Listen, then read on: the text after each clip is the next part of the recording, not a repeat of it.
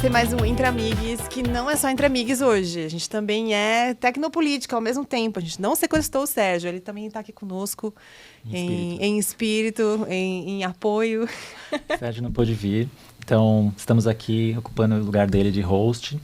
Então é um episódio que mistura dois públicos muito interessantes, que tem super a ver com a nossa convidada, né?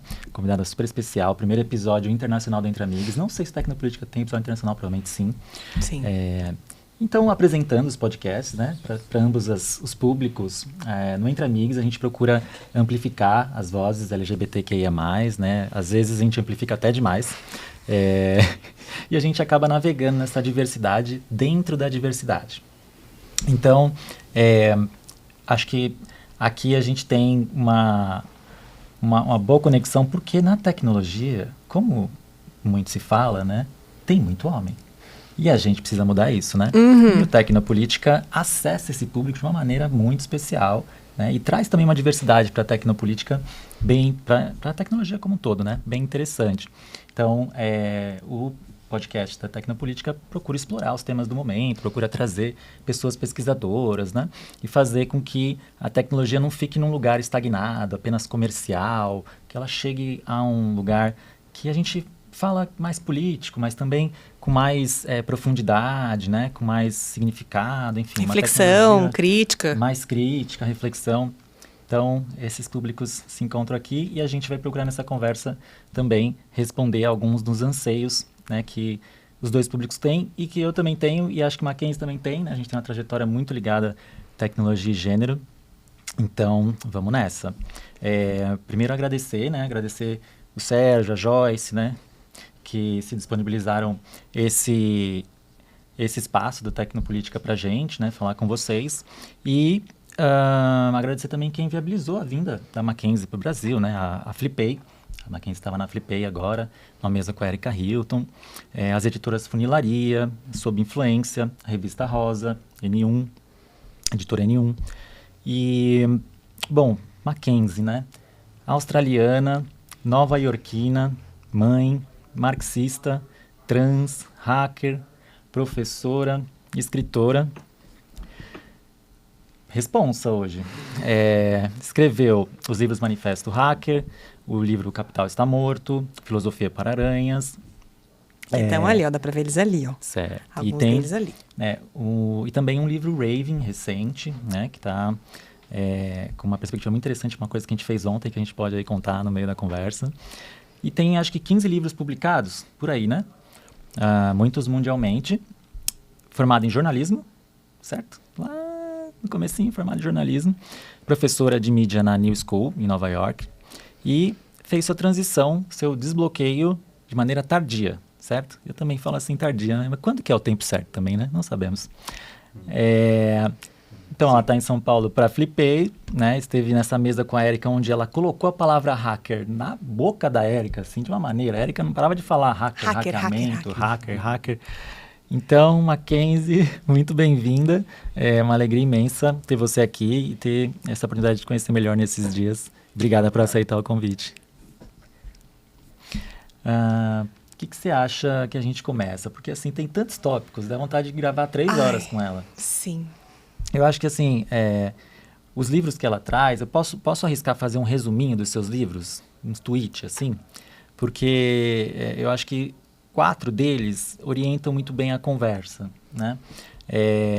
Especialmente o Manifesto Hacker, O Capital Está Morto, claro, né? Que são os livros principais também da sua vinda aqui, que a gente vai fazer uma outra conversa amanhã. Mas também outros que a gente pode entrar em detalhes. No Manifesto Hacker, a McKenzie traz... Me complementa, por favor, né? Não quero ousar aqui falar da sua teoria, só para a gente começar.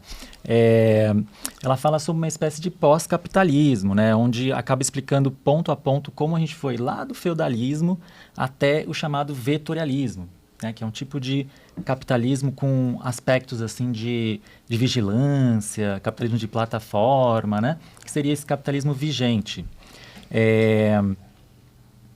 A ascensão de 2 classes também, né? Então, a gente tem, por um lado, uma classe vetorialista, que se sobrepõe à chamada burguesia, né? E assume o controle, digamos assim, a dominação desse mundo atual, e a classe hacker, né? Que não é só programadores, né? Não é só pessoas programadoras, mas pessoas que produzem informação, produzem conhecimento, né? Então essa disputa entre vetorialistas e hacker apontariam assim uma noção diferente do que a gente tem como conflito atual.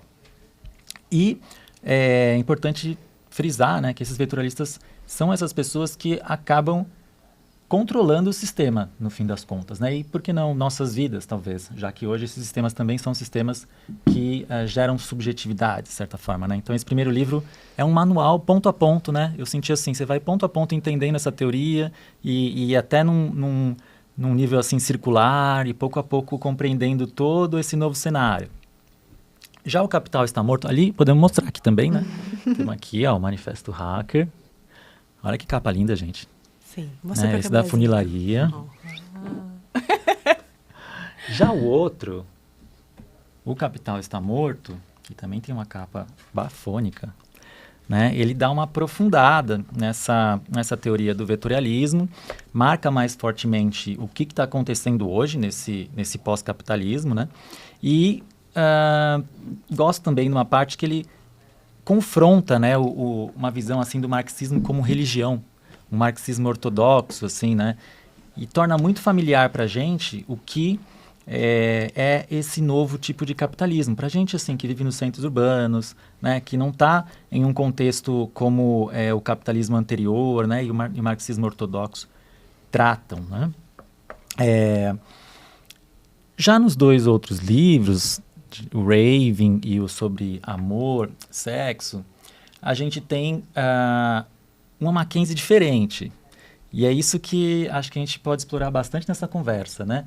Porque a gente que fez transição tem muito marcada na vida, assim, o que acontecia antes, né? E o que veio depois, é um novo nascimento, assim.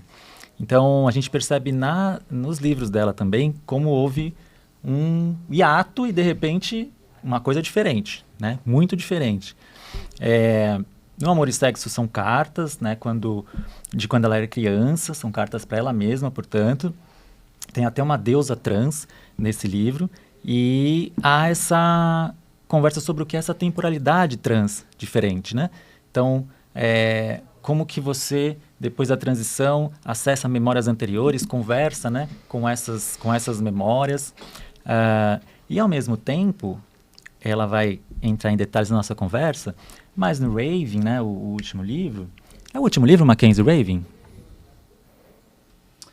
I think so. Yeah? It's too much. Probably the... So many. I forget what order they came out in. Mas no Raven tem essa ajuda também para a pessoa em transição que acessa um universo diferente ali e volta a ver um significado na escrita, né? O Raven traz uma noção diferente, uma dimensão diferente que a gente não viu nos outros livros e tem tudo a ver com transição, parece, né? Com acessar umas comunidades que suspendem de alguma forma essas normas, né? Esses sistemas de opressão e de controle que gerenciam nossos corpos no mundo real, não nesses mundos criados para lazer, enfim, diversão, vida, né? De outra forma, vivenciar a cultura. Essa foi a pequena introdução sobre McKenzie, gente. Desculpa, é que estamos na frente de uma espécie de entidade aqui de tecnologia e gênero, então foi um pouco longa. Fala um pouquinho, Amanda, que falei demais. Ai, não, quem tem que falar agora é a convidada. Exato, então, já joga para ela. Sim, não, vamos lá, McKenzie. A gente conseguiu, ao desenhar, né, esse caminho de livros que representam a sua trajetória vindo aqui no Brasil, né? E os quais a gente achou que fariam muito sentido a gente tratar hoje no podcast. Justamente porque eles representam esse caminho pelo qual você passou também na sua vida, né? Eu acho que uma das coisas mais bacanas da gente trazer para o Entre Amigues, mais do que só falar sobre a sua trajetória acadêmica, ou você como professora, é você como pessoa, e como uma pessoa que faz parte da comunidade LGBT, e que teve um caminho muito particular, mas que não é só seu, pelo qual muitas pessoas passam, ou gostariam de passar, estão ali nas suas próprias cabeças, tentando sair desses lugares que são restritivos, que às vezes a gente mesmo se impõe, né? Então, eu queria que você trouxesse um pouco dessa perspectiva, assim, de como que foi esse caminho de escrever livros dentro dessa sua trajetória, que também é de transição de gênero. Yeah, I think the writing was the most important thing to me. And I really wanted to focus on creating the conditions that would enable me to write. And that meant a lot of sacrifices, and I sacrificed the possibility of transition to be able to write, and some other things too. Like, that wasn't the only thing. But at some point it was like, I'm done with that. I just have to live my life how I need to live it. And so the moment appeared. So I think of all the things that, there's always like this cluster of things that describe me before I appear, and the one that matters is writer. Like, that's also my gender and my job and my vocation and my spirituality. Like, it's writer. Like, that's the kind of the key to it. And the writing breaks down in actually like 5 or 6, like separate chunks, and I won't go into all that. But one key one, and this is what's being translated into Portuguese here now, is this question of what if this isn't even capitalism anymore, it's something worse? Like, how is that conceivable? So, capitalism hasn't gone away. That's still a huge chunk of social relations.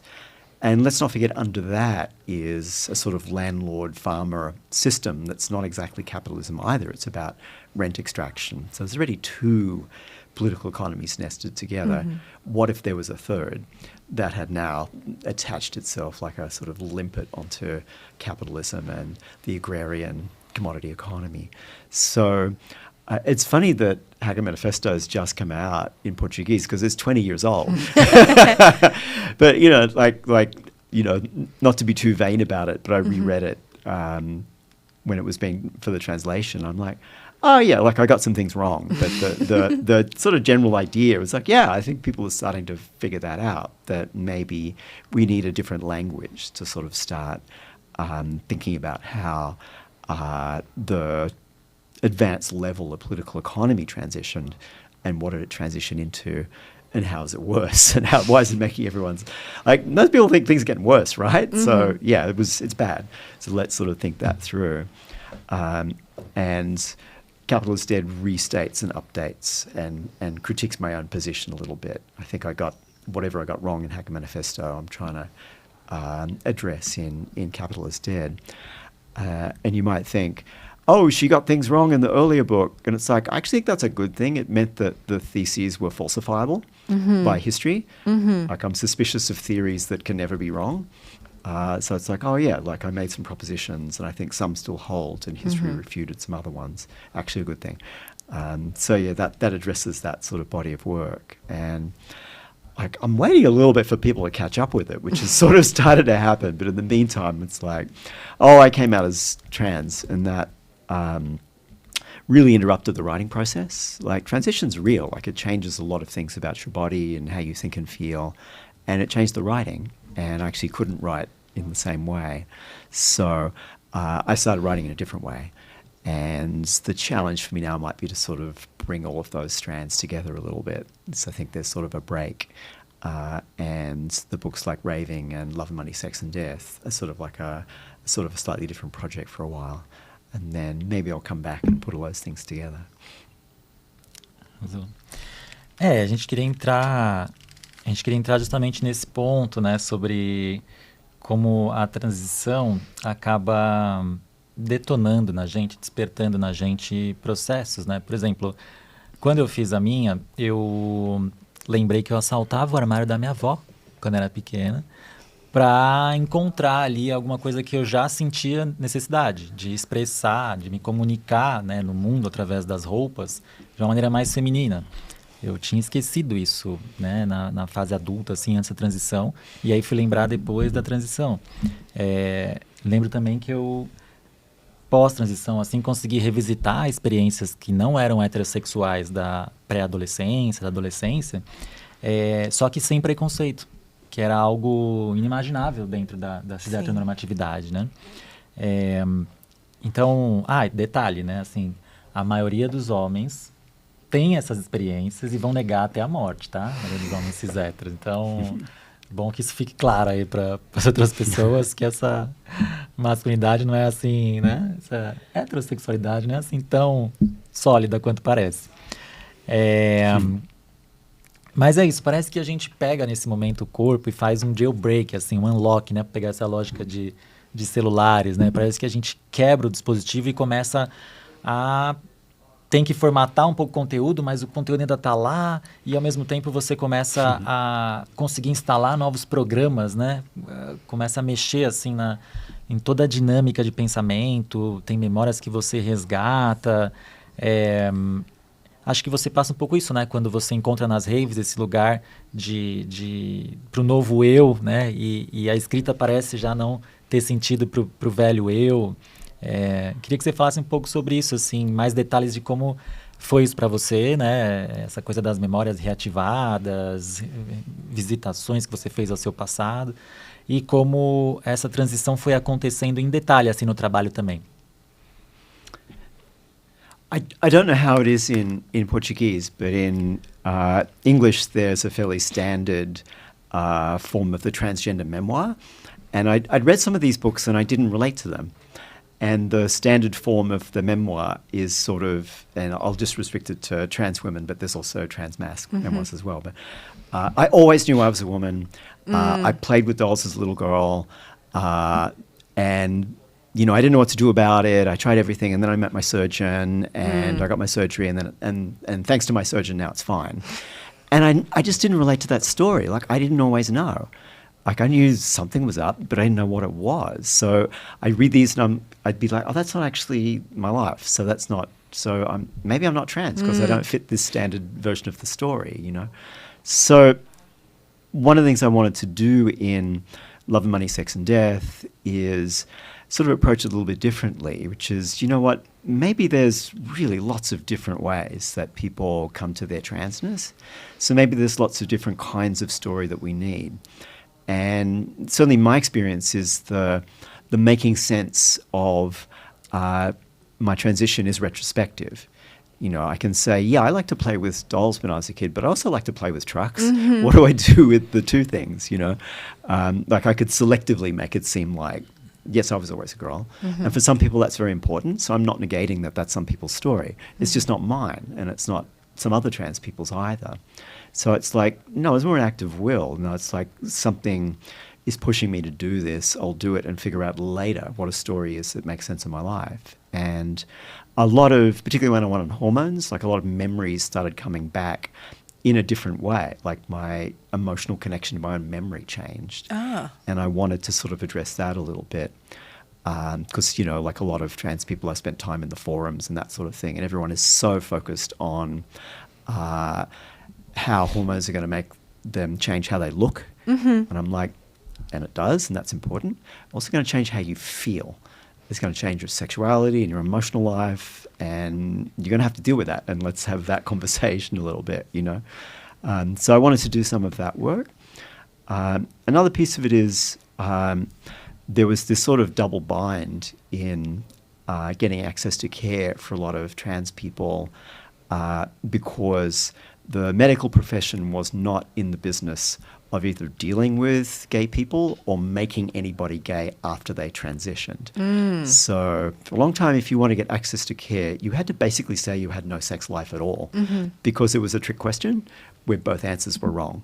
You know, and I'll just use the example of trans women, you know, so it's like, do you have sex with men? Oh, then you're gay and we don't want to deal with you because we don't deal with homosexuals. Do you have sex with women? Oh, then we would be making you a lesbian and we're not in the business of doing that. The only correct answer is you don't have sex, but you will have sex with men later and you'll be a proper heterosexual couple, you know, in the suburbs. And you will disappear. You will change your name and move to another town and disappear and no one will ever know. Like that was trans life in America. I don't know, maybe different here, but so there's sort of like this suppressed conversation around transsexuality and that some of us found transness through sexuality, and that's okay.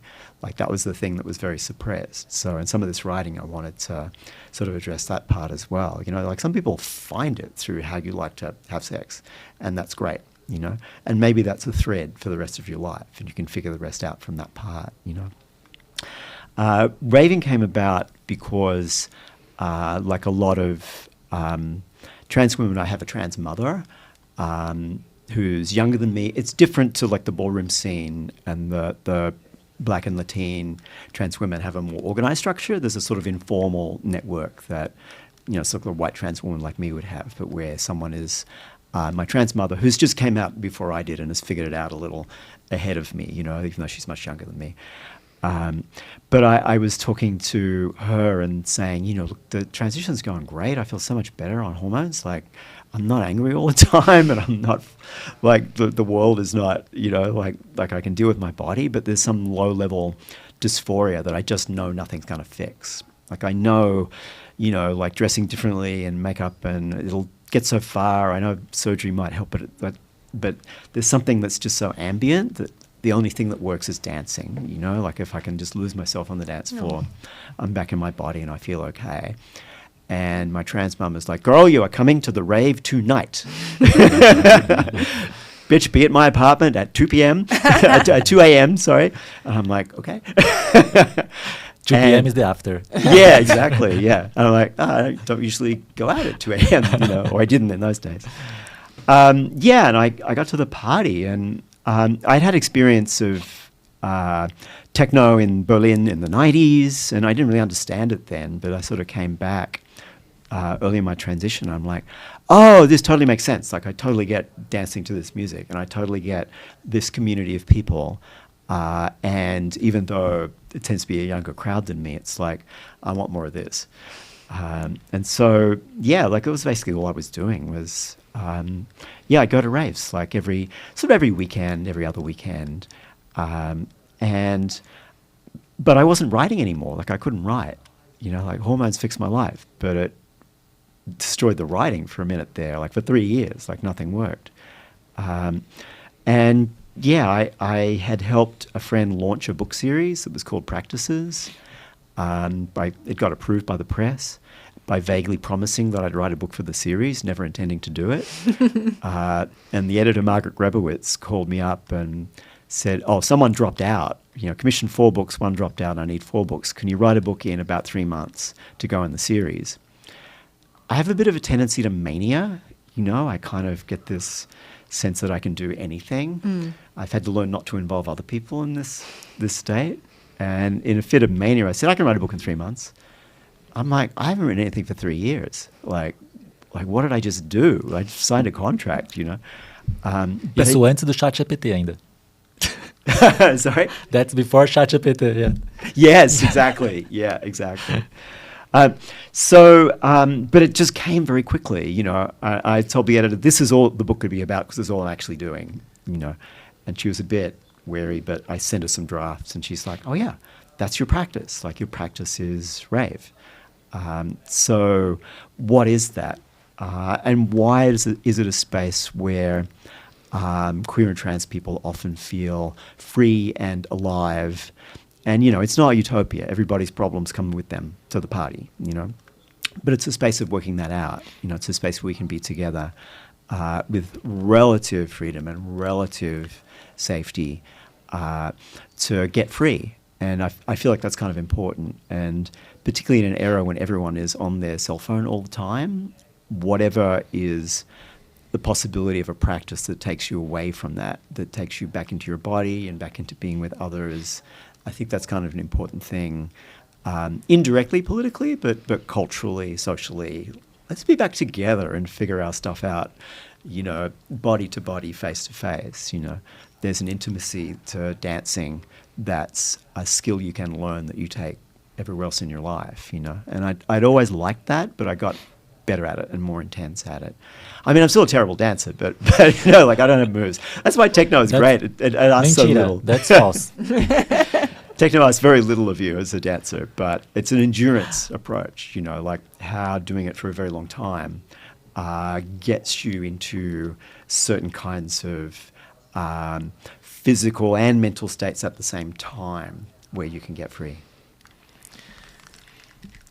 Acho que não tem como não pensar na metáfora do filme Matrix, né? Quando o Neo acorda fora da Matrix e começa a ter aquela nova relação com o corpo, né? Onde dizem, você nunca usou esse corpo, né? Por isso que você está estranhando completamente tudo, tal. Você vivia nessa simulação, tal. Não por acaso as diretoras também fizeram a transição, né? Durante o processo do filme. Então, mostra bastante, né, essa relação também. Diziam que o filme era sobre capitalismo e aí depois elas falam, não, era sobre a saída da heteronormatividade também. São todas essas normas, todos esses sistemas que nos controlam, tal. E aí a gente pode entrar, acho que num outro ponto, né, que é a transição como algo revolucionário, assim, né? A gente tem muitas acusações de que nós estamos fazendo alguma política da identidade que exclui as outras pessoas, né? Ao invés de divide. Incluir, ou divide, né? Mas, ao mesmo tempo, é curioso ver na fala da McKenzie, né? Uma coisa que também me afetou muito, que é como há uma mudança, assim, do que na psicanálise vai chamar do gozo, né? Do que te movimenta, do desejo, assim, desse seu motor mesmo no mundo de querer e de fazer, como há uma transformação quando mexe no gênero, né? E há uma impressão, assim, queria ouvir da McKenzie também, caso isso tenha ressoado nela, né? Parece que como na posição de homem cis hétero, há um desejo de transformar a sociedade e de mudar a sociedade, que é quase uma dominação também. E ao transicionar, parece que você abre esse seu corpo à transformação, ou seja, você começa a perceber que a transformação que você queria fazer fora, numa perspectiva de dominação, de, sabe, você agir no mundo e transformar o resto, acaba se voltando um pouco para dentro. E aí você meio que deixa essa transformação acontecer em você, sabe? E isso mexe, né, muito com o seu desejo, a sua força no mundo, o que você vai fazer, seu trabalho, né? Coisas assim, operações que ficam todo dia na nossa cabeça rodando, né? Programas ficam rodando assim sem parar. E é isso, assim, acho que a McKenzie faz essa conexão entre mundos, tal. Então, acho que seria legal ouvir ela sobre essa crítica que há, né? É política da identidade, né? Tem o marxismo ortodoxo, que você fala também no livro, né? As pessoas veem no marxismo umas técnicas e soluções para os problemas da sociedade, e a gente, quando faz transição, quando está, né, em categorias que são minorizadas, em sistemas de opressões diferentes, vemos outras soluções junto, né? Então seria legal ouvir a McKenzie um pouco sobre isso, assim, como isso aconteceu em você e como você vê isso, esse debate de sociedade hoje, que é muito presente no Brasil. Yeah, it's funny, after I transitioned, a lot of the straight Marxists stopped taking me seriously at all. But I found a lot of new friends who are more fun, you know, and new intellectual engagements and so on. You know, it's really worth taking so-called identity politics back to where the word came from, and a key source for that is a document by a group that call themselves the Combahee River Collective, who were black women who were mostly gay. And their whole point in that statement is, you know, they'd done movement work in the labor movement that's ignoring the fact that black people's experience is different, and they were doing movement work around black liberation that's ignoring that as women and then as gay women, that their experiences and issues are different. So their version of identity politics is not, oh, we have to have a separate thing. It's that the whole movement has to think about everybody's issues all at the same time, you know, or maybe not all at the same time, but everyone's got to get around to the thing that matters to them, because it's not always the same. So, yeah, there's sort of models of, the sort of Marxist political framework, but it leaves intact the existing family structure, which does not work very well for straight women. So, like, why would anyone want a revolution that doesn't fix that, or that still assumes that heterosexuality is a norm? So it's like, well, then why would I want that, So there's a sense in which the most identity of identity politics is that sort of white, cis-het Marxist revolutionary thing that thinks it's talking about the totality, but it's not. It's talking about this very specific vision that's leaving out everyone else's struggles, As we used to say in the labour movement, an injury to one is an injury to all. So unless you're also dealing with mass incarceration, unless you're also dealing with the undocumented, so how can movements connect those things rather than, sort of push them to the margin? Like these often seemingly marginal issues are really kind of important, And the thing about transness, like trans people, here you might say travesty rather than transgender, not quite the same thing, but let's think about those in parallel. It's maybe 1% or 2% of the population or something. It's like, well, why would we centre this? And often it's like, I really wish we wouldn't. Can I just get on with my life? And, can I just be ordinary? That would be great. But it's it connects through to an entire kind of forced performance of the sex and gender of the body that affects cis people as well. So, if you're going to like police what bathrooms we can go in, a lot of cis people are going to, and invariably cis women, are going to feel the pressure of that as well. Yeah. So it's like, we have to be vigilant, no trans women in the toilets, Well, then it's cis women who don't look ordinary are also going to get caught up in that, And usually not white. Exactly. And inevitably it's the standard of what the gendered body is supposed to be is a white standard. And other people's bodies don't fit that and then are policed in different ways. We see this in the Olympics right now, which is, let's not get into that, but, but as an example that people could latch onto. So, yeah, in what way is the control of the body a thing that state and religion between them have sort of carved up, where the denial of the physical autonomy to a trans person to get access to hormones is connected to the state and church authority over access to abortion or to birth control. It's the same issue. Like, these things are connected, So, yeah, can we sort of get out of thinking about identity politics? I think this is sort of like right-wing language at this point, even though Combahee River Collective had very different intentions in calling it that. But where they were really coming from was liberation movements. And can we centre that in our thinking? Like, what do we learn from black liberation as a movement that centres issues that are different? That, for example, in the United States, centres policing and mass incarceration as an issue. And, how can you separate the struggles of labour from the struggles of people who are doing their labour now in prisons for cents per hour? The United States has slavery again, because that's what this is, the prison system. So that's a class issue, but it's not only that. It's also to do with race, and it's also to do with gender. Why are the bodies of black men demonized in particular ways in American culture? And I can't speak to Brazil on this, but I imagine there's analogies and parallels with these things that would be different and relatable. Yeah, parallel. So, yeah, the thing is, you've got to go further into all of the differences in order to come back to the totality of how these things connect together. Like, your critique of the totality of domination and exploitation has to get into the details to accurately represent, like the bigger picture, And then in relation to movement work, as Audre Lorde used to say, like diversity is our strength. Like, it's a good thing to have this diversity within movements. You just have to be able to have conversations where everyone gets their turn. And, like, white guys don't assume they speak for the totality and everyone else speaks for difference. Everyone speaks for the totality and for difference. And unless everyone knows that, then you have people sort of going off as if they're in charge of everything, when really they're not speaking to the people you need to mobilize. More than half depending on how you measure it, but more than half the working class in the United States is women. 40% are not white people, and that number is increasing.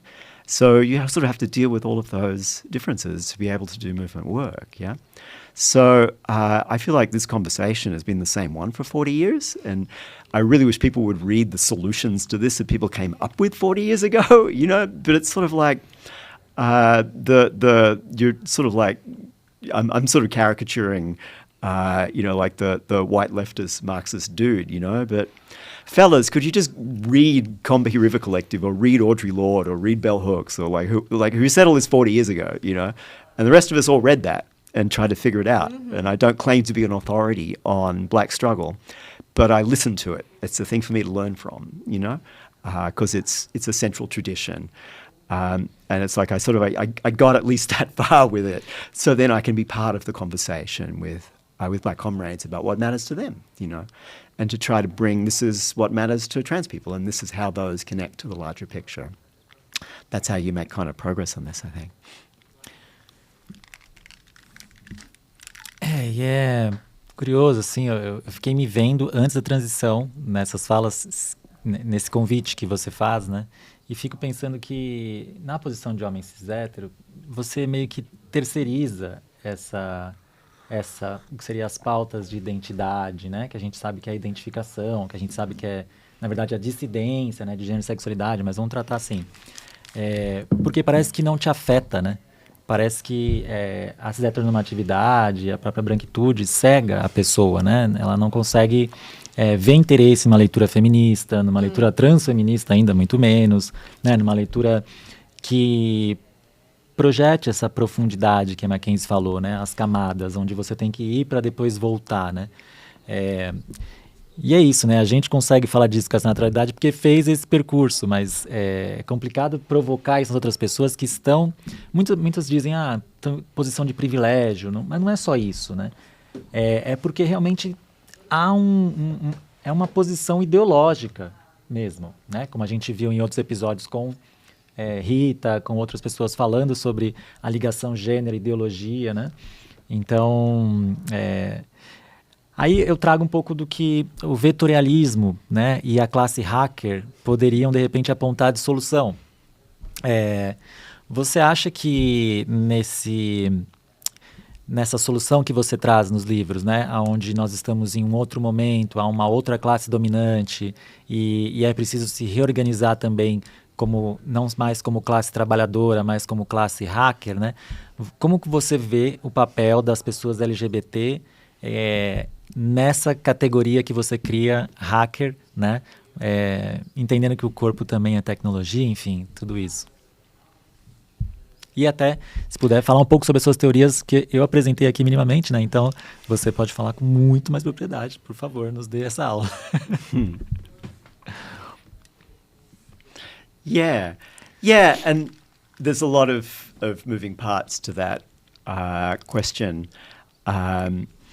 So to tackle it at one end, like what if there was another layer to the ruling class? And it's where thinking Marx together with David Ricardo rather than with Hegel is kind of useful, because in Ricardo, who's one of Marx's key sources in political economy, there's a class struggle going on between landlord and capitalist. There's a class struggle between two ruling classes going on. And Marx adopts the class struggle framework and thinks it in terms of capital and labour. But there's also a part of Marx's work that's still about landlords and rent and the exploitation of the landed masses. All right, so there's more than one mode of production, and there's more than one ruling class, there's more than one subordinate class. What if new ones got added? What would that look like? And to what extent is this partly a story of the evolution of the forces of production? So to what extent does the evolution of techniques make possible new forms of property, new forms of production, but also new forms of exploitation? And that's the Industrial Revolution gives you capitalism, then maybe the Information Revolution gives you whatever we have now. I called it vectoralism, call it what you like, like thinking of vector means a line of fixed length but no fixed position. So it's kind of like it's this long, but it could be there or there. And I sort of think of communication technologies as like that, The cell phone could connect me to your phone or to somebody else's, but it's always the same vector. It has the same technical properties, but it's very flexible in what it connects to what. So it's a sort of very abstract way of thinking, what is technics now? There was an extraordinary evolution of the property form through the 20th century to create forms of private property and information that used to not previously exist. And then a new source of productive energy arises, particularly centered on the university. Universities are connected to the economy in a new way as creators of intellectual property on a scale that they weren't previously, and as socializing the risk in the development of intellectual property. The big tech firms love to say they're innovative, but the really risky stuff was done in universities. They do the stuff they think is going to pay off, So, how did this all change? And does it generate not just a new ruling class that's able to control the value chain through owning and controlling the vector of information? Does it create a new subordinate class, which is those of us who produce information for a living? So what does it mean that pretty much everybody who works with a laptop is producing information that somebody else will get most of the value from? So what if that was a class interest? It's work, but it's not classical industrial labor. Classical industrial labor is based on sameness of the repetition of the production of the same thing on the assembly line is the classic model. But intellectual property always has to be different. Other kinds of property can be the same, but sort of by definition, a piece of code or a book or a song, it doesn't matter, or a TV show, whatever it is, has to be minimally different from those before it to be property. So there's a class that produces that difference, but we don't get to own the value of most of what we create. So I call all of that hacker class. And I think call it what you like. I'm not wedded to this language. We could be digital labor, call it something else if you like. But let's think it as something specific, as having specific interests and specific sites of struggle and particular things that we care about, that I think needs to be in alliance with labor and with peasantry or farmer class. These things are different but connectable, but it helps to think them as different first so that you then actually forge the alliance for real rather than just assume everyone's on the same page. Yeah. So that's the sort of larger political economic landscape, if you like. A new wrinkle is the way that this ruling class is able to exploit non-labor, and that's fairly unprecedented. I think every rising ruling class found a way to get something for free.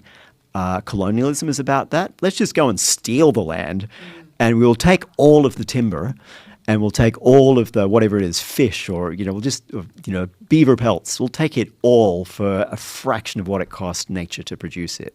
So the whole millions of slaves as well. Exactly, and that was a whole other mode of production, right? Yeah. So there's the slave mode is not strictly capitalism.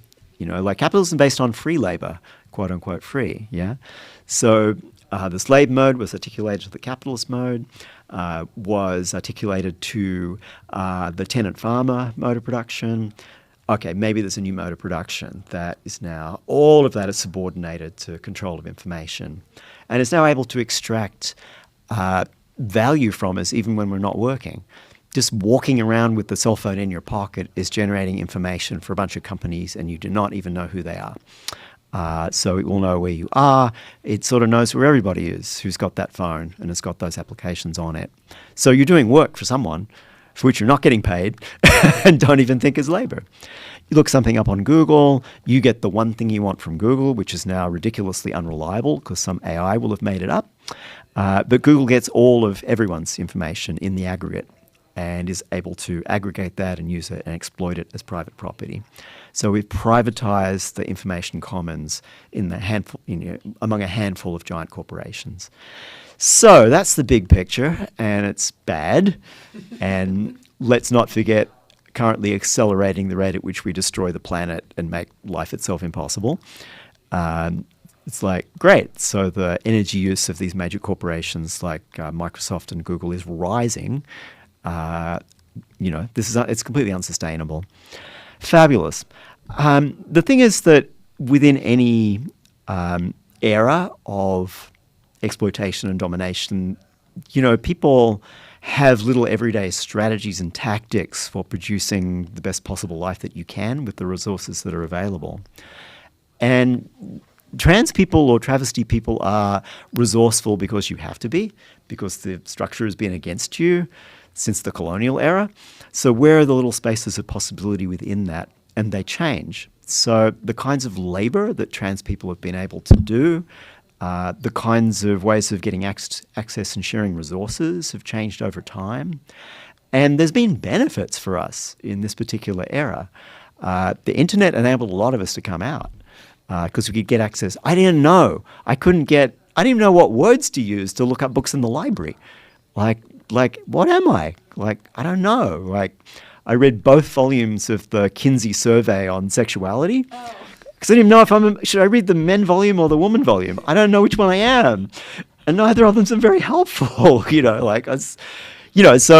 it wasn't great. There's no golden age in the modern world for trans or travesty people, But there's a way that people have been able to use the current resources. There is weirdly a little pocket of mostly trans women in tech, and I've never found a good explanation for how we ended up in that niche, But most trans people are a kind of super exploitable surplus population, You've got regular labour that's exploited, but the labour market's segmented. So, all right, here's exploited labour, and here's labour that's exploited even more because of racialisation and gender. And here's labour that's super, super exploited because it's trans or visibly queer. So, for example, trans women ending up, nothing against sex work, but ending up with no choice but to do that, or ending up in nightlife because there are the niches. The way trans men used to do the physical manual labour that no one else wanted to do. And then the shutting down of manufacturing cuts out that niche. So trans men had to find other places in the economy, where they could find their way. So you could say trans people have always been hackers in that sense of the hack where you have to take the given circumstances and make of it what you can to make something possible that you can live, because that's one of the senses of the hack, It's not always the most sort of elegant or elaborate. It's the path that makes a thing possible using the techniques that are available and the time that's available and the resources that are available. So, yeah, I could sort of connect the themes of my work for the last 25 years together through the hackers I was around when I wrote Hacker Manifesto were sort of a combination of people from programming, sort of movement politics, sort of media avant-gardes, art avant-gardes going, internet got cheap and it's readily available and we can use machines to make music, let's create a new world with these tools, And we had a little playground for a while where we could do all that. That was my first version of hackers. But these days it's actually hormones are pretty cheap and easy to get, and you can hack your body with that, and you can kind of create space using the techniques of the club and the techniques of a little space online to kind of create a possible world for ourselves. So I think I ended up going from one pocket of hackers to another one, and that's sort of the story of my life.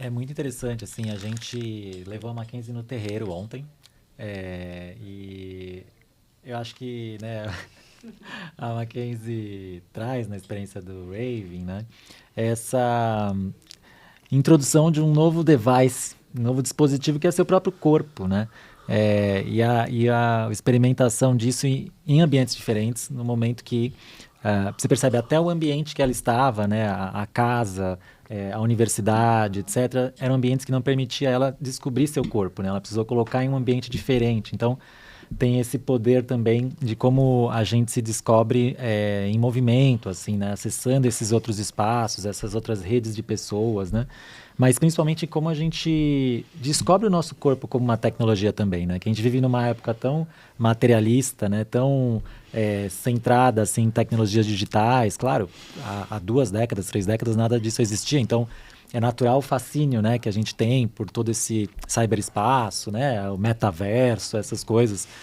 Mas acho que ressalta muito da vida mesmo da McKenzie, né, essa importância da gente se entender como também essa tecnologia configurável, operável, né, e como isso vai mudar todo o seu ao redor, toda a sua interferência no mundo, né, o que você é capaz de trocar com o mundo, né, e como isso muda completamente a sua abordagem, assim, suas soluções. Até ouso assim, perguntar se você acha que se você tivesse feito a transição na infância, você acha que você teria passado pelo marxismo?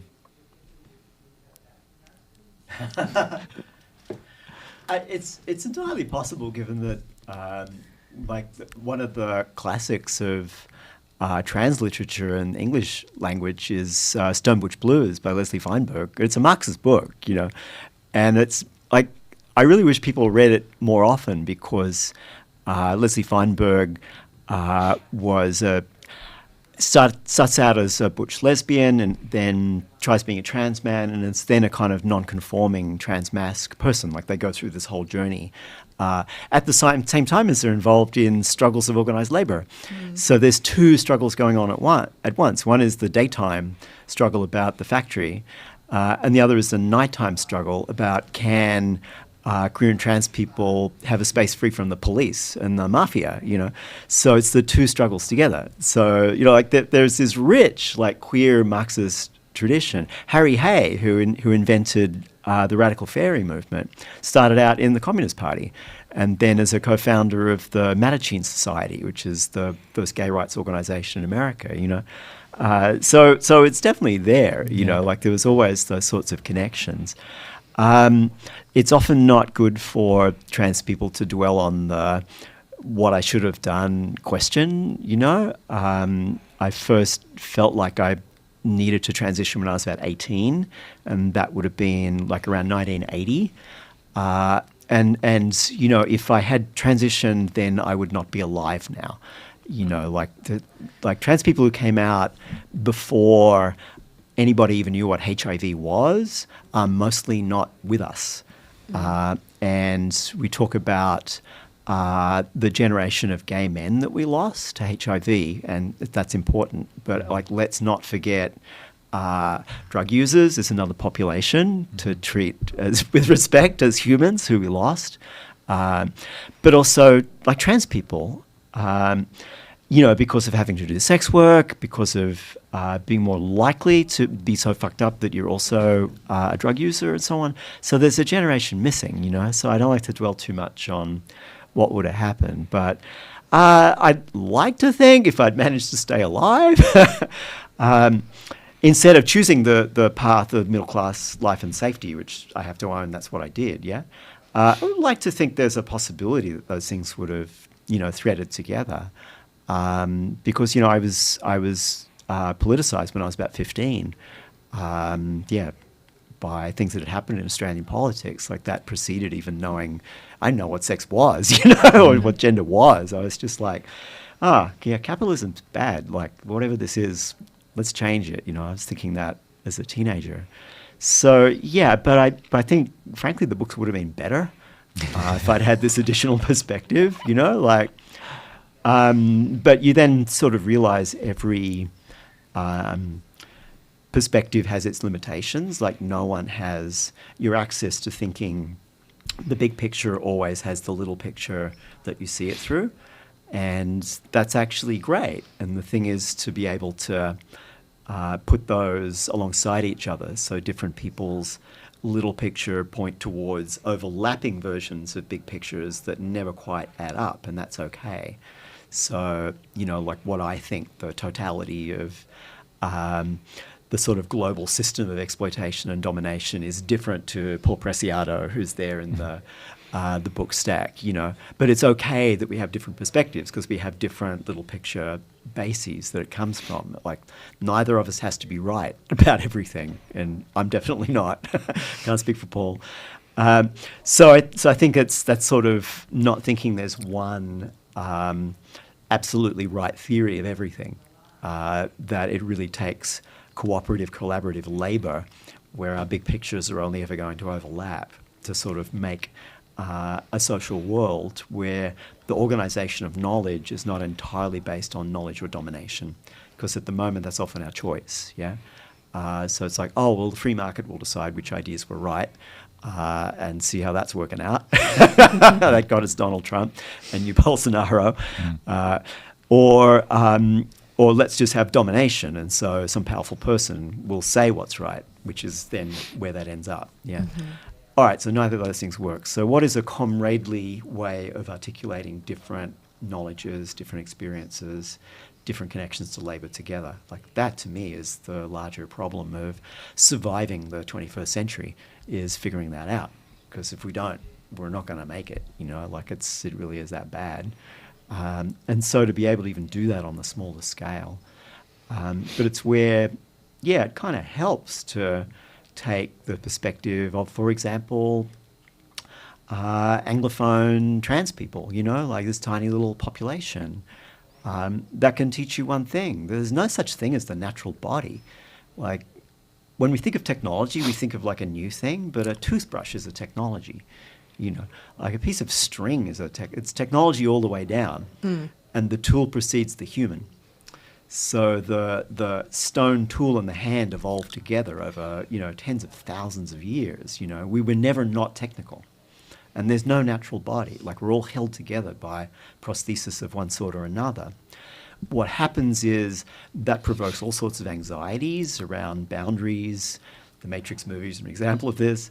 Like, oh no, I don't know what the boundaries of myself, and I don't know where my humanity is. So then you scapegoat someone as the unnatural body. Oh, transsexuals are the unnatural body, so that I can feel like my cis body is. Meanwhile, I'm taking all these pills, and I need all of these tools to get through my day. There's no natural body, And there's a vertigo to having to accept that. But then that's also helpful. Oh, well, we're always already implicated in the technical, but we're implicated now in technical systems that aren't sustainable. How do you hack that? How do you create a version of it that will work? Little example of that is how trans people figure out what works for themselves, because most of us have seen doctors who know less about it than we do, about our specific needs. So I respect endocrinology as a field and people who studied it, but they have to know a wide range of it. I only need to know this very specific set of hacks of endocrinology to get my hormones to work, and boy, have I studied it. And I'm trained as a scholar. I know what a real academic journal is versus some random blog post. Like, I can tell the difference, so I know how to do research.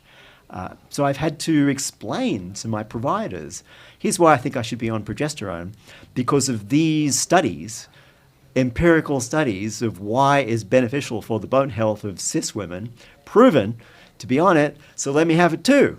And my endocrinologist is like, oh, I haven't read that. I'm like, it's in the leading journal in your field. It's like, so like, we know things. We figure things out that are specific to our particular needs. So not necessarily to just center that example of transness, but everyone has a knowledge of something. Like, everyone is capable of producing a knowledge out of the labor that they do to make their everyday life. And what if we respected that? Not always to agree that everyone's right. It's not relativism. People can have the most batshit crazy ideas about what they're doing, but to respect the possibility that from whatever labor you're doing, you'll create a view of the world, and some of it can be right. And then we have to find the relationship between those to hack the planet in such a way that life endures.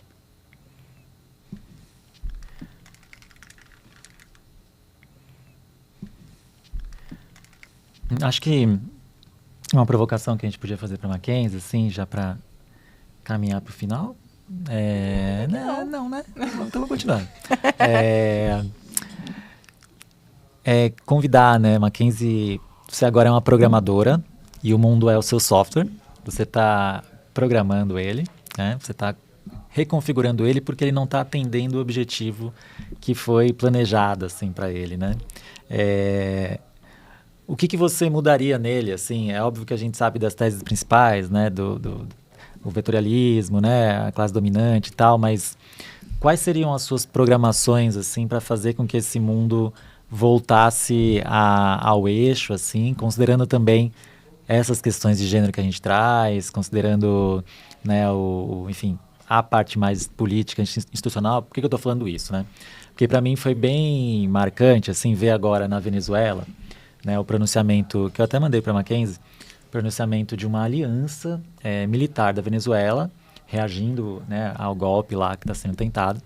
E na fala da pessoa que está responsável pela liderança daquela aliança, ela fala assim, os Estados Unidos estão nos dando um golpe, e é um golpe não só de informação, mas também de cyberativismo, acontece também no universo digital, e nós precisamos trabalhar agora com soberania, nós precisamos trabalhar nossa soberania, inclusive aqui, né, uma soberania cognitiva, né, essa liderança fala, assim. E é muito interessante porque a gente vive nesse sistema onde as plataformas estão gerando subjetividades, né? Nosso envolvimento com as tecnologias digitais é tamanho que a gente está completamente refém, nossa comunicação, nossa informação, desse controle. Outro exemplo, recentemente o Instagram proibiu conteúdo político como uma feature uma funcionalidade que foi ativada, né? Então pronto. Sim, ativada a priori, não é?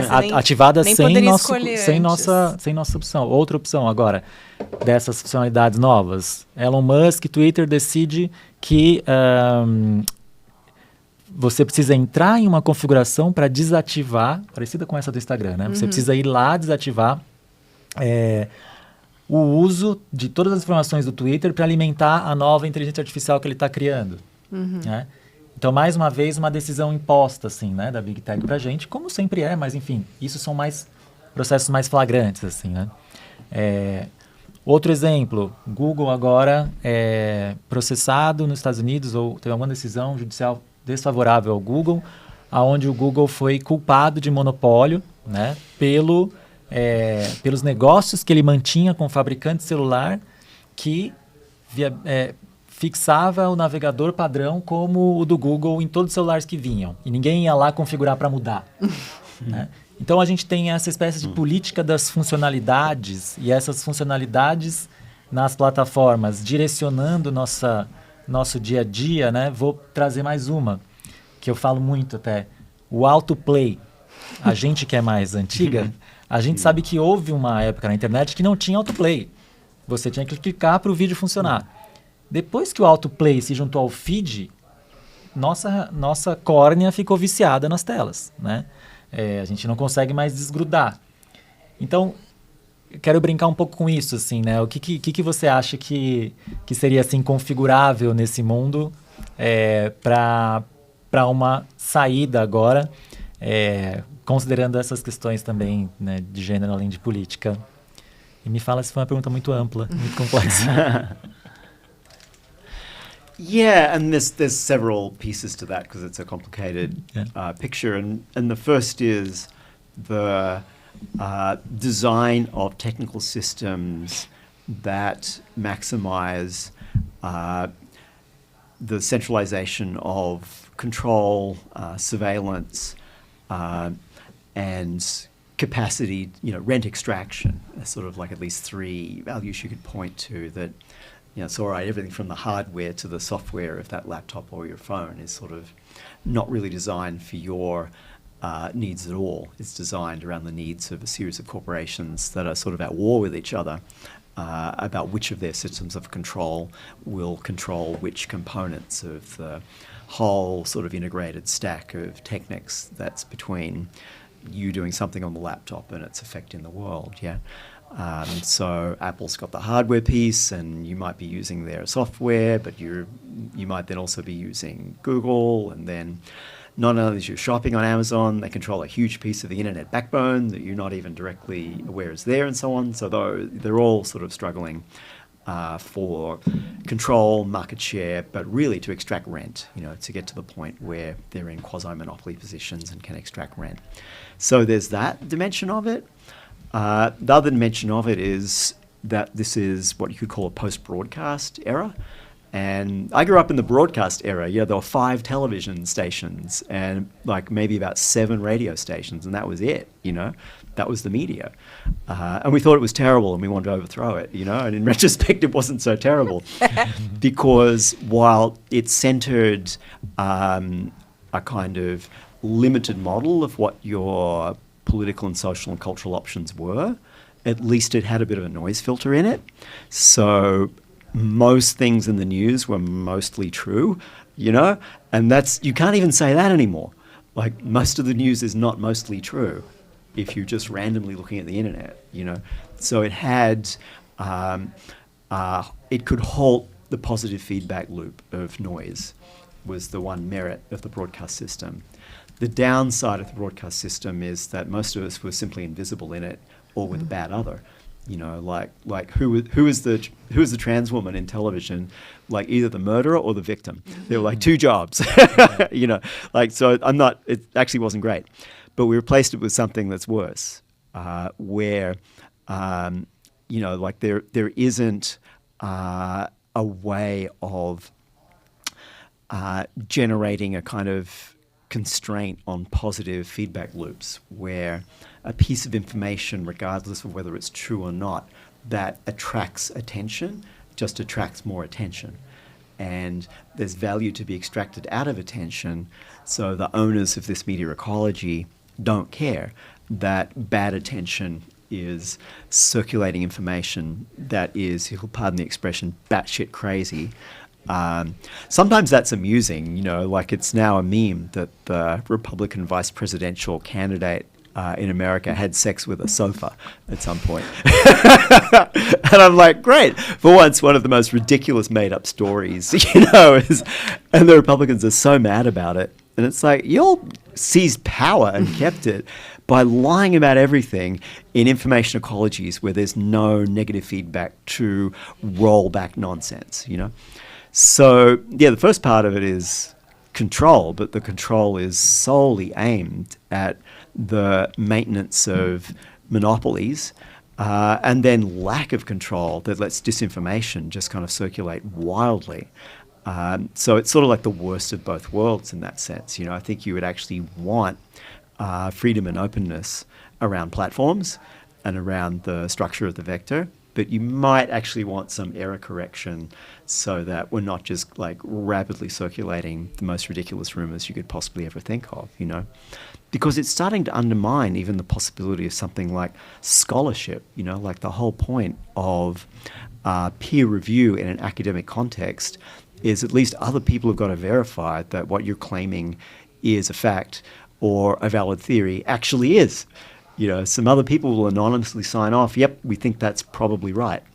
And, then sometimes later you find out it wasn't, but because there's often this is now a right-wing meme. It's like, oh, this study got debunked, so the whole of scholarship is nonsense. And it's like, no, it's good that it got debunked. We found a result that doesn't hold up because there's a system for finding that, and it's called scholarship, and it used to matter.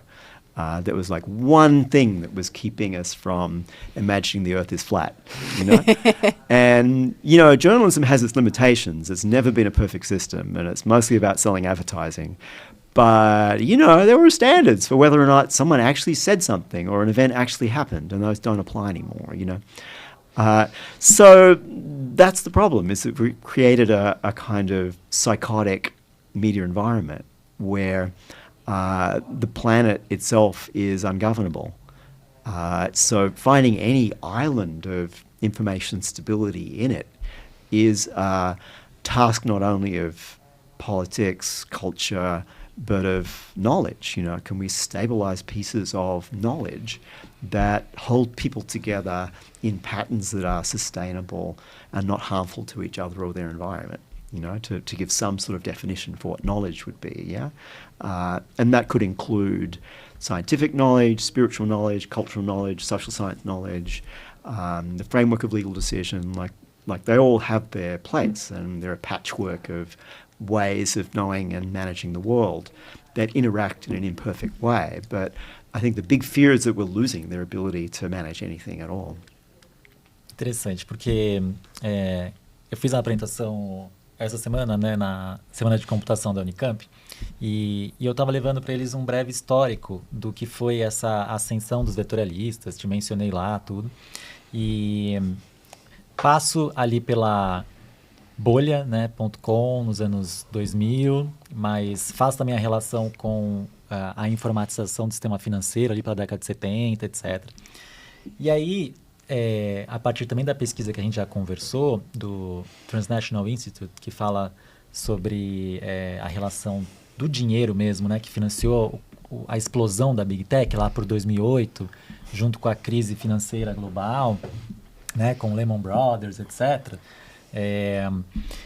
Eu trago essa visão assim de como isso se constitui e esse esquema de poder por trás que a gente às vezes resume como Big Tech, mas que no fundo tem vários códigos, né? E quando a gente olha a relação da diretoria, primeiro você já vê que na diretoria quais são as principais figuras? Elon Musk, Mark Zuckerberg.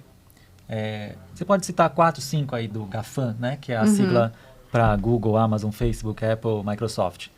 São homens brancos, né? Norte global, na maioria. E aí você vê quem está por trás desses homens. Quais são os fundos de investimento que estão gerenciando os investimentos nessas plataformas para que elas atinjam a escala a ponto delas se equipararem a um Estado nacional e invadir eles para comercializar seus serviços, como é o Uber, por exemplo, no mundo inteiro, né? E aí, quem está por trás desses fundos? Aí você chega às mesmas identidades, os mesmos homens brancos do norte global gerenciando os fundos de investimento, né? Aí, não, ok, isso deve ser uma tecnologia. Aí você vai para a lista da Forbes, as pessoas mais ricas do mundo. Você vai ter, talvez entre as 20 pessoas mais ricas, homens brancos, possivelmente norte global. Um ou outro não é do norte global, né? Então você percebe que não é suficiente a gente pensar essa revolução, né, contra esse sistema de opressão sem falar sobre gênero, né, sem falar sobre raça, sem fazer algum tipo de hackeamento que passe por esses conhecimentos, né? Por isso legal McKenzie trazendo, né, a junção desses campos de estudo, né? Então a importância de vocês fazer um estudo de gênero, conversar com a parte de, sei lá, user experience, sabe? O que é muito comum, na verdade. Você vai fazer um formulário, tá lá. Gênero. Sexo, masculino ou feminino, né? Sim. Então, assim, isso mostra como é importante a gente ter essas coisas, né, em conversa, assim. Eu vi isso ontem num formulário de pesquisa de intenção de voto para a Prefeitura de São Paulo. Só tinha masculino e feminino, então aparentemente pessoas trans não votam, gente. Isso. Acabamos de descobrir que... Não tem nem documento, não né? tem, Então eu provoquei, assim, porque também acho que ao fazer a transição tardia, eu fui, de certa forma, beneficiada, né? Por ser, pelo menos aqui no Brasil, né, uma pessoa branca, né? E tive nessa posição do homem cis hétero, então eu tive um acesso à tecnologia, consegui desenvolver um conhecimento sobre tecnologia que dificilmente eu conseguiria se tivesse feito a transição cedo, né?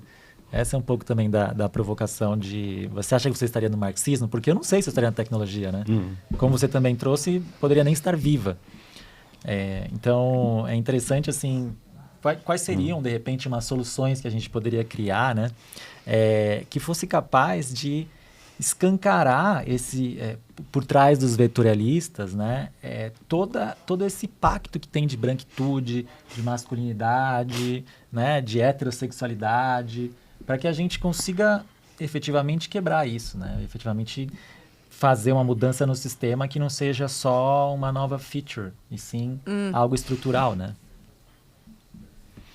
There's a provocation in William Gibson's, I think it's a Neuromancer, the first of, where the ruling class in this imaginary future is no longer even human.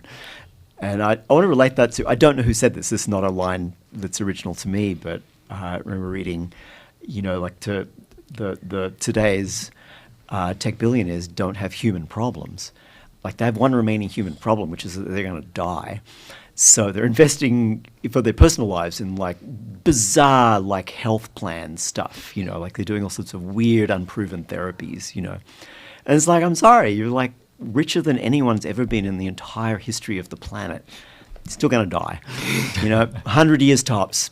then you're just, like you're going to be a vegetable. Like you're just going to be mush. And I'm kind of like, oh, maybe you can extend your life to 120 years, and the last 20 years will be misery, So they have one human problem left. So they're kind of incapable of thinking in terms of the resistance the world puts up to you that actually makes you think and come up with solutions to things that are relevant to life.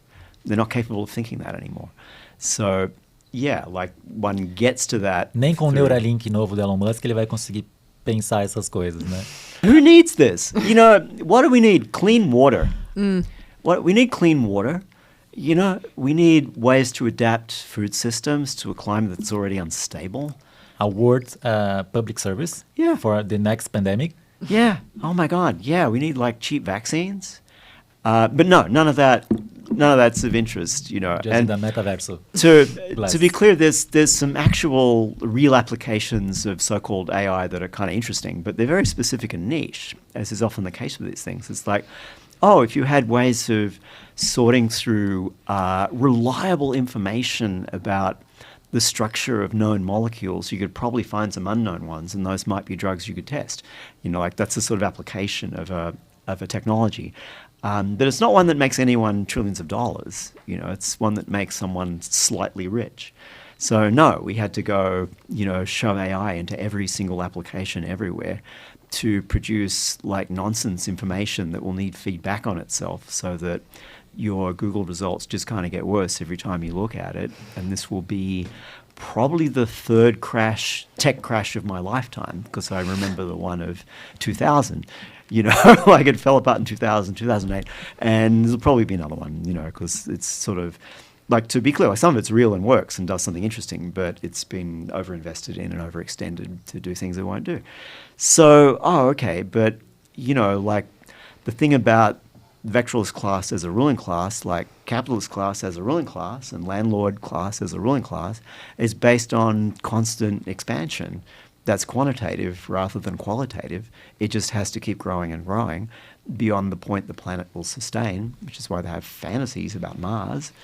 But it doesn't actually qualitatively deliver anything much that anybody much needs anymore.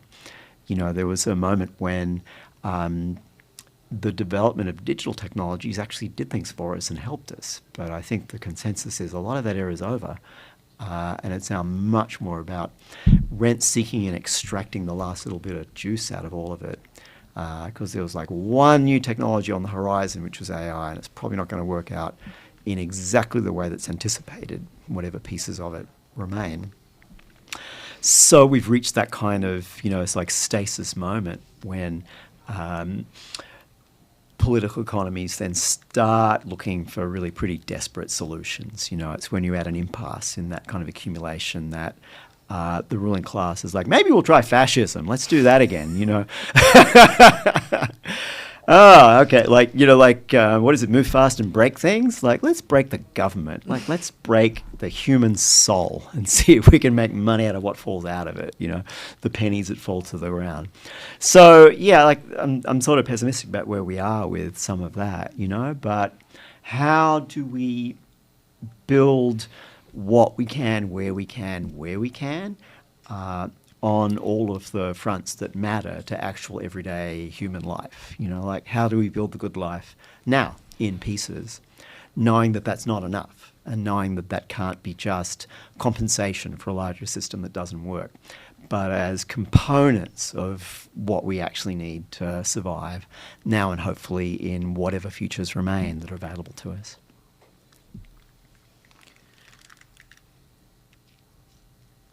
Você comentou agora do fascismo, né? E a gente trouxe alguns livros relacionados à conversa, né? De alguma forma. E esse livro do Antonio Scurati, ele é bem interessante porque pega as cartas de todo o momento assim do fascismo surgindo, né? Onde você percebe o Mussolini como um bundão. Traduz aí bundão, para McKenzie. Um bundão que não faz a revolução com os outros anarquistas ali. Ele fica em cima do muro até a hora H, onde ele finalmente consegue se juntar com a burguesia, etc., e realizar, né, as ações que geram o fascismo com os fasci de combatimento. E você percebe que tudo começa num sentimento, assim, de homens que voltam da guerra e ficam frustrados que não tem protagonismo na sociedade. Como assim? A gente foi pra guerra, matou um monte de gente, morreu, tal, voltou e ninguém liga pra gente. Né? Enquanto a Itália estava, na época, no socialismo, né, no comunismo e tal. É interessante ver o gênero também nesse movimento tradicional, que as pessoas hoje acham que, né, não tem nada a ver gênero com fascismo. Não, tem tudo a ver, gente, tem tudo a ver. Né? O Preciado, a gente já conversou sobre o livro, né? O Caliban e a Bruxa também, como essa origem da opressão de gênero. Eu provocando você para uma solução, e a gente tem aqui a crítica ao tecnosolucionismo do Morozov, né? Que faz essa crítica à solução assim mágica tecnológica. Aqui a gente tem Como Fazer Política Sem Identidade, da Maíra, que fala um pouco sobre como quebrar um pouco criar uma espécie de política feminina, né? Uma política do feminino, assim, com recursos como psicanálise.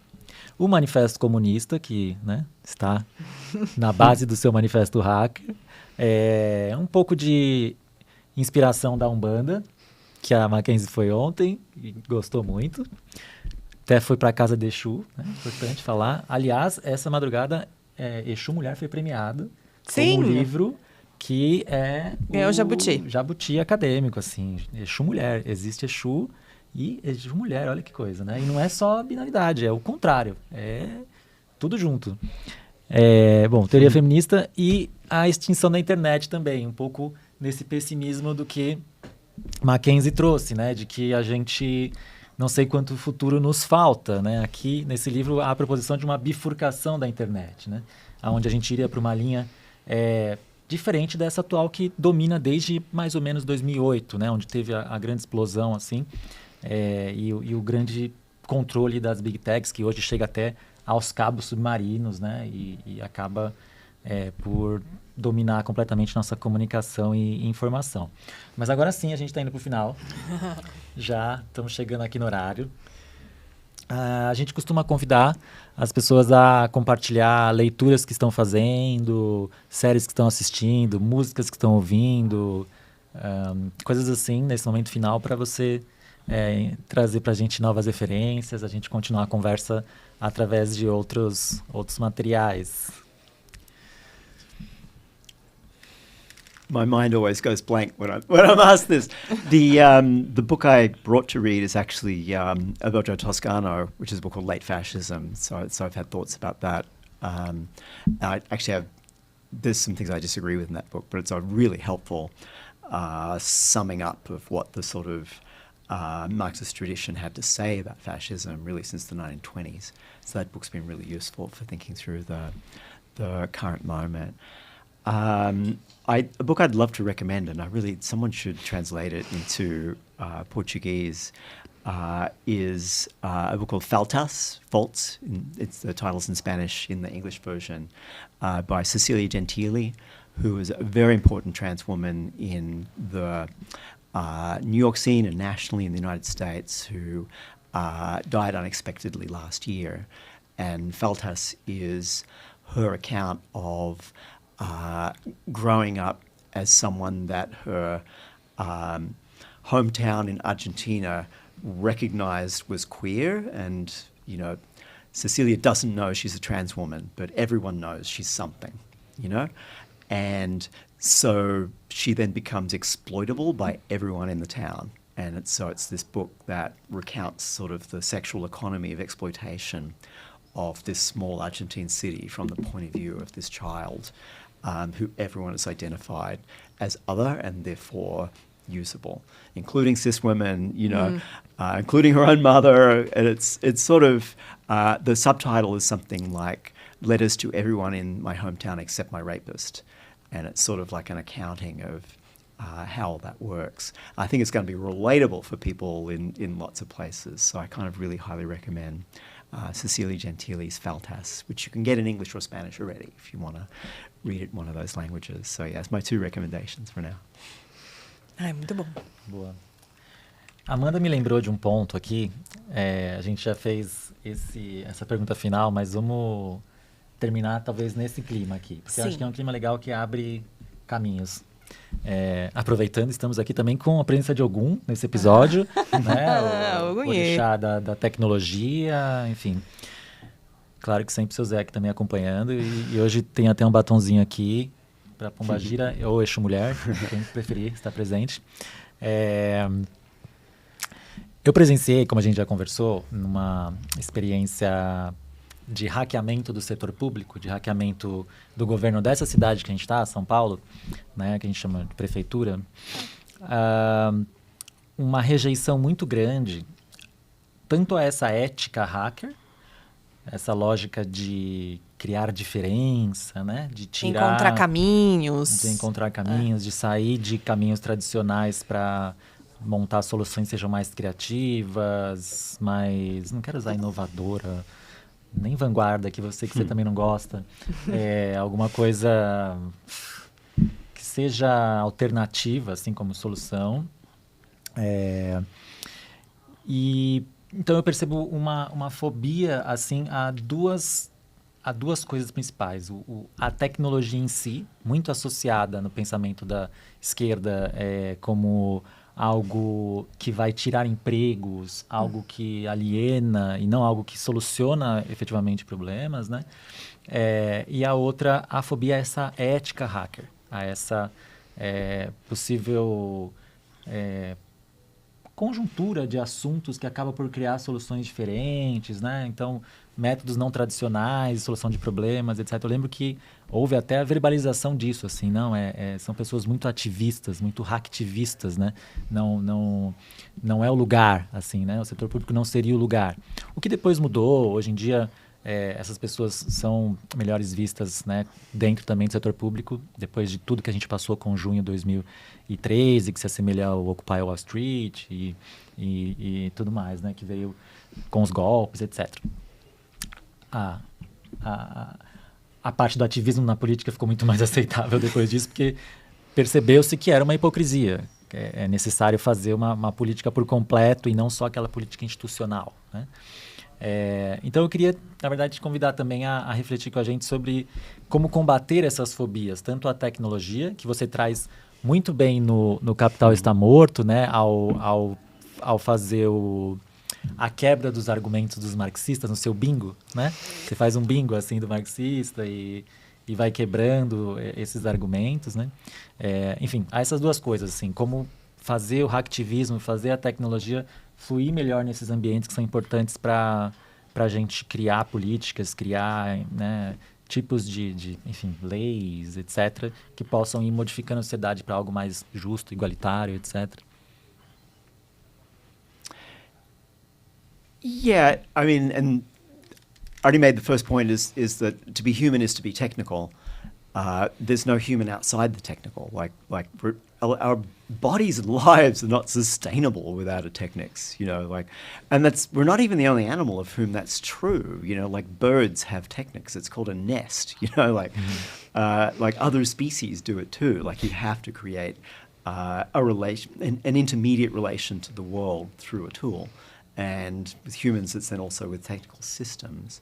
So it's more a politics and a culture of, can we be involved in the struggle around what kinds of technical systems are democratic and life-sustaining and open to different needs and diversities of culture, like that's sort of more the struggle around techniques than rather, is technology good or bad? It's just a boring question because like the answer is yes and no or both and, Technology is good and bad, like all right, over it, done, That's even in Marx, like Marx has like this sort of dialectical understanding of it, So it's sort of important to always have that piece present in sort of thinking through any more specific kind of movement issue, so like how in this particular setting with these goals is our choices around techniques, how much agency do we even have over that? But if we have a choice of,